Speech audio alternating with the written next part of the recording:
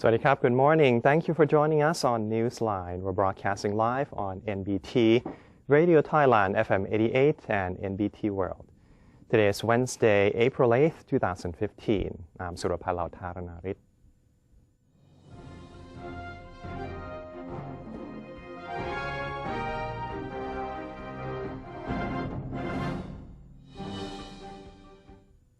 Welcome to today's segment of Thailand Moves Forward.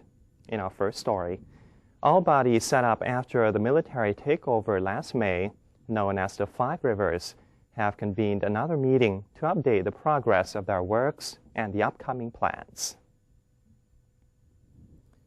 The fourth meeting of the Five Rivers, comprising the National Reform Council, or NRC, the National Legislative Assembly, or NLA, the National Council for Peace and Order, or NCPO, the Cabinet, and the Constitution Drafting Committee, or CDC, took place on Tuesday with Prime Minister General Prayut Chan-o-cha as the chair. The NRC informed the meeting that its planned preparation of a reform blueprint will be completed by the end of the week, as scheduled in Phase 2 of the roadmap, and suggested that the NLA and the Cabinet will likely need to pass new laws or amend existing ones by June.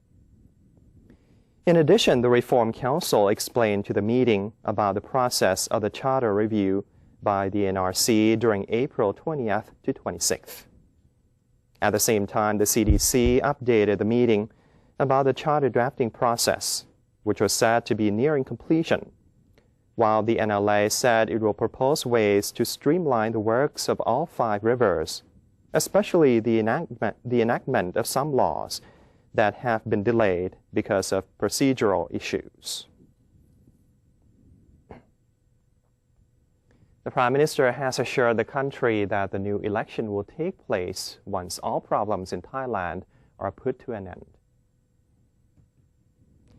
Prime Minister General Prayut Chan-o-cha, who is also the leader of the National Council for Peace and Order, or NCPO, told reporters after the end of the fourth Five Rivers meeting on Tuesday that Thailand is getting close to having a new constitution and a general election. Prime Minister Prayut stressed that the most important step now is to make sure that the people of Thailand understand what is going on in the country, particularly when political conflicts remain unresolved. He said that representatives from France and Germany have been invited to listen to Thailand's charter drafting process and the political development in the past years.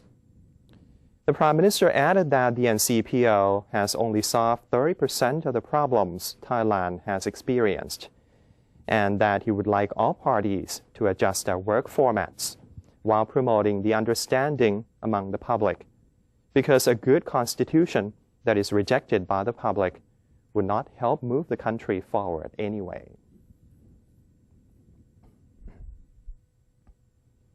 The Deputy Prime Minister has said the government intends to enforce Section 44 of the 2014 Interim Constitution on certain dissident groups and reveal the types of civilian trials that will continue to be held in military courts after lifting martial law. Deputy Prime Minister Wisanu Krungam claimed that the government will use its powers granted under Section 44 to crack down on dissidents, which can be categorized into four groups. The first group includes those who have lost political influence and intend to incite unrest. The second group includes those who intend to stir conflict to protect their own financial influence. The third group consists of individuals who intend to obstruct the upcoming electoral process. The fourth group has no political motives but harbor personal animosities against the administration's actions or suffered from recent social and political changes. In addition, Mr. Wisanu revealed that civilians who will be tried at military courts include cases related to lèse-majesty, national security, gun-related violations, and violations of orders by the National Council for Peace and Order. There are approximately 100 cases undergoing the military court's judicial process.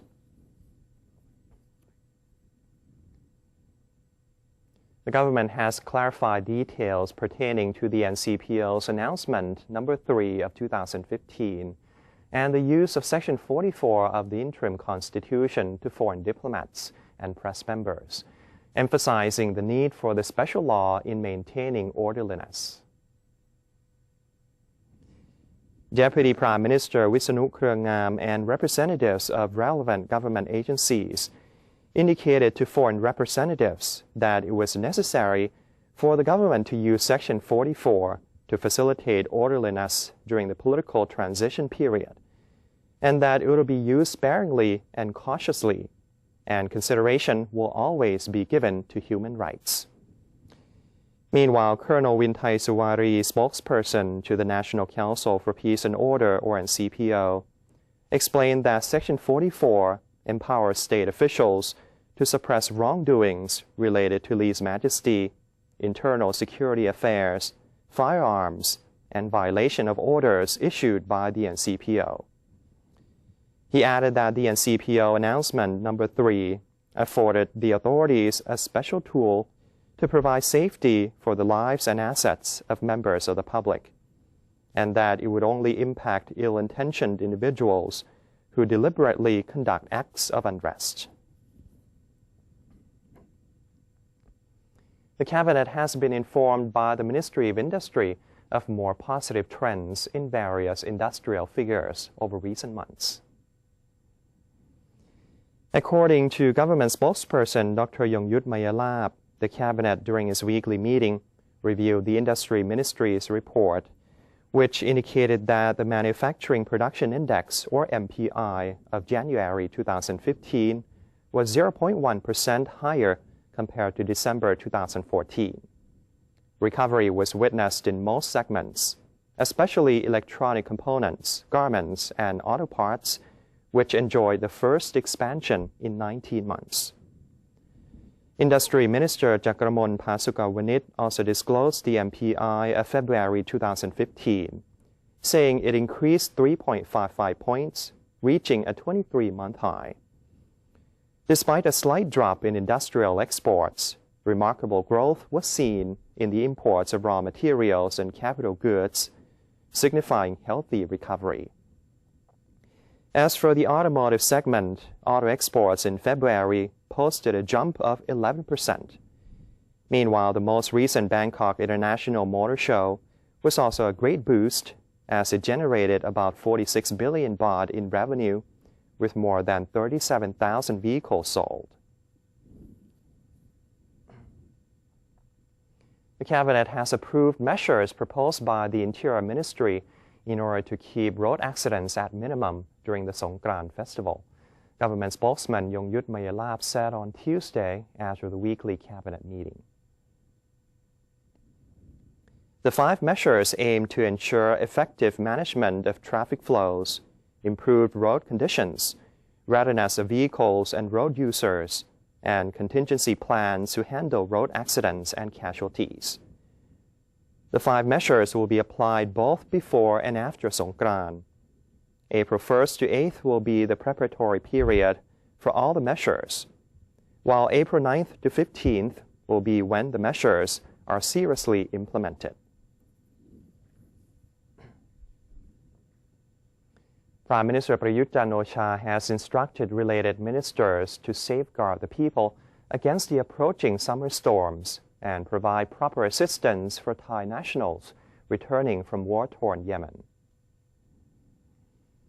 Following the Cabinet meeting, Deputy Government Spokesperson Major General Sansern Kyaokamnert stated that the attending officials were assigned by Prime Minister Prayut to brace for stormy conditions, which have been forecast in many regions by the Meteorological Department.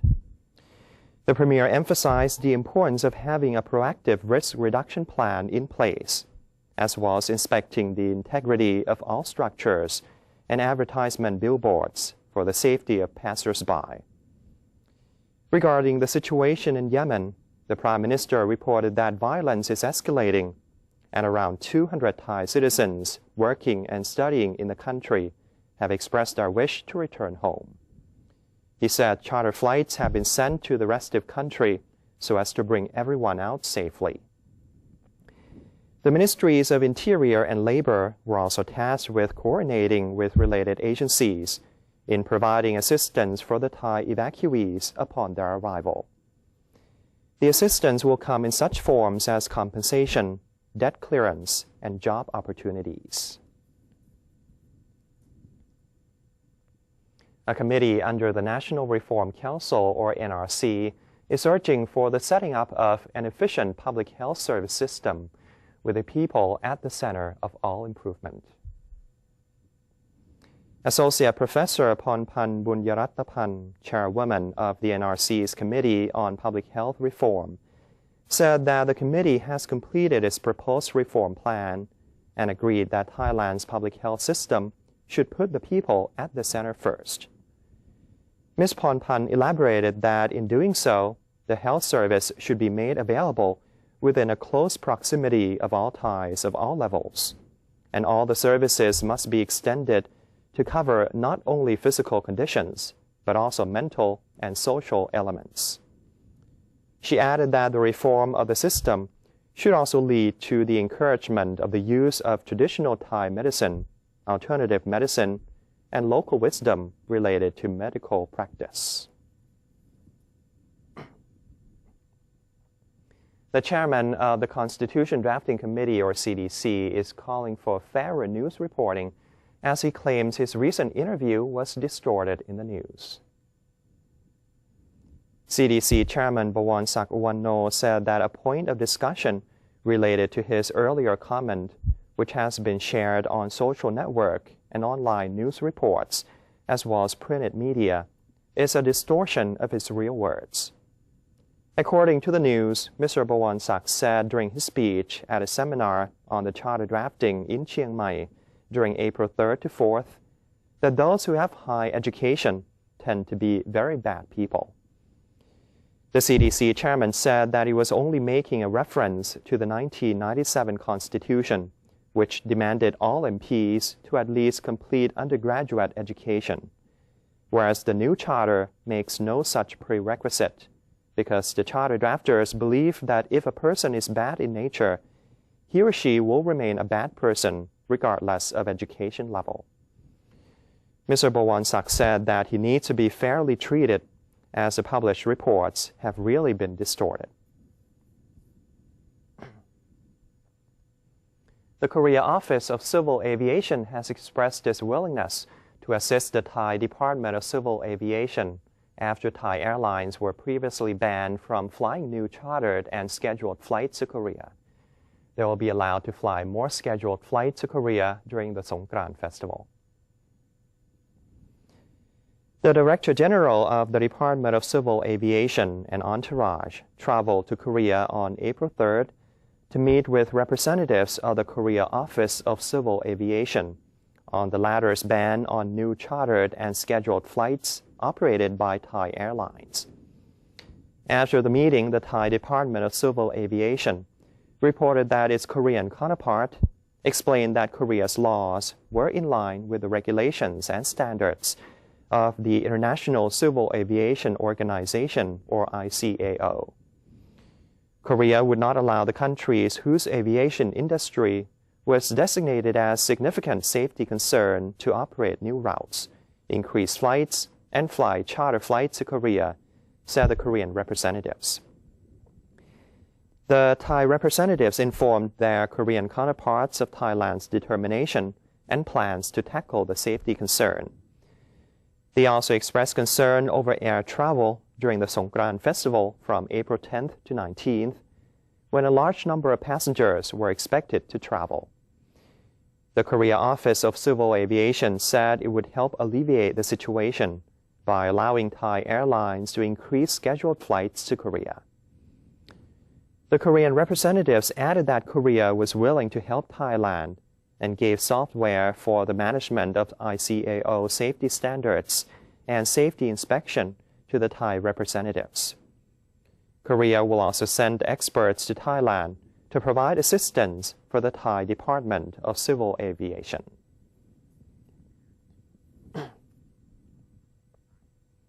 And that's the end of today's edition of Thailand Moves Forward. Before we take a quick break, let's have a look at the exchange rates and commodity prices.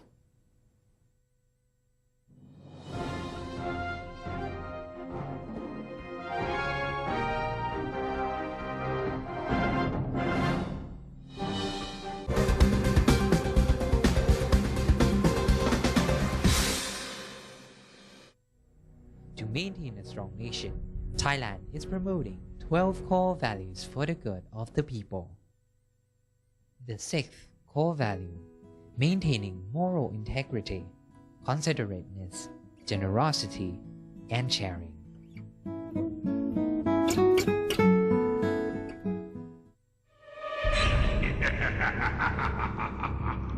Even if we don't see them, they are amongst us. And they're hungry.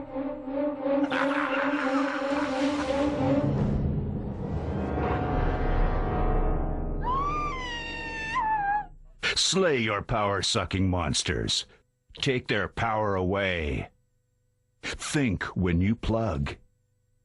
NBT World, a 24-hour English language television service operated by the National News Bureau of Thailand, or NNT, is designed to bring the most reliable information about Thailand to the international community. NBT World is available on various platforms, including via C-band set-top boxes, GMMZ Channel 202, PSI Channel 272, and a live stream on thainews.prd.go.th/newsing.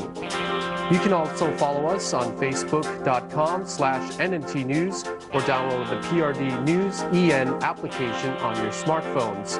NBT World, a vision of Thailand.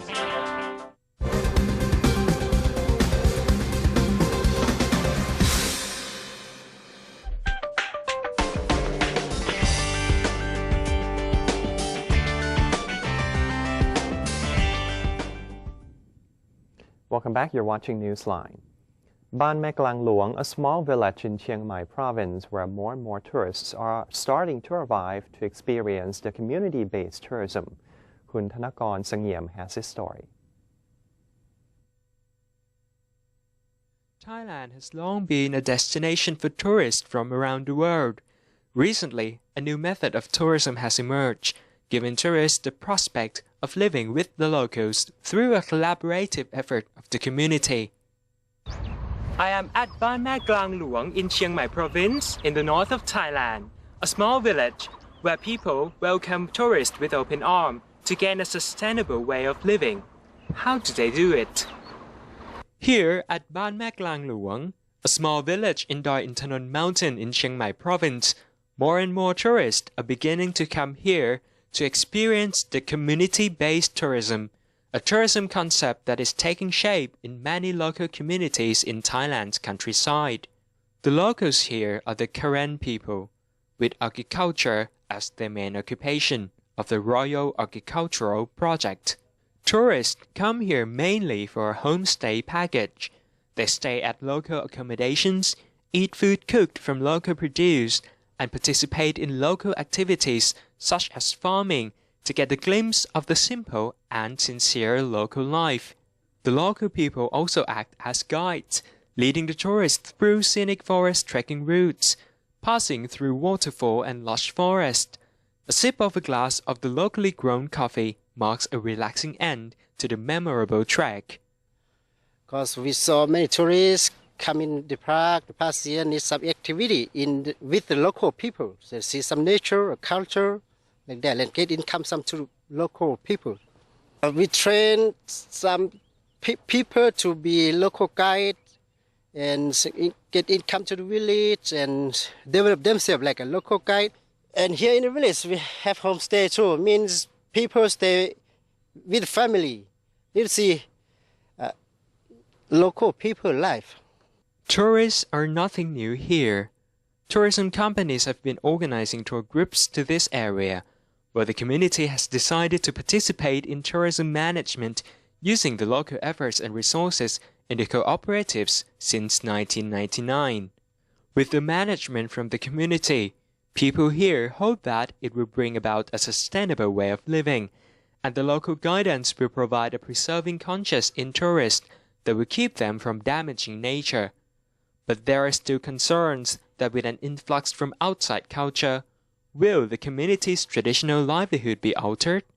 After having a conversation with the community leader, he said that all members of this community are part of the tourism, and tourists are asked to be respectful of the local culture during their stay, which most of them greatly cooperate. The community-based tourism in Ban Mek Lang Luang village is an example of how the local community adjusts themselves towards an opportunity that is beneficial to tourists as they get to experience the authentic local lifestyle, while the community gains more income from their sustainable way of living. Thanakorn Singyam reporting.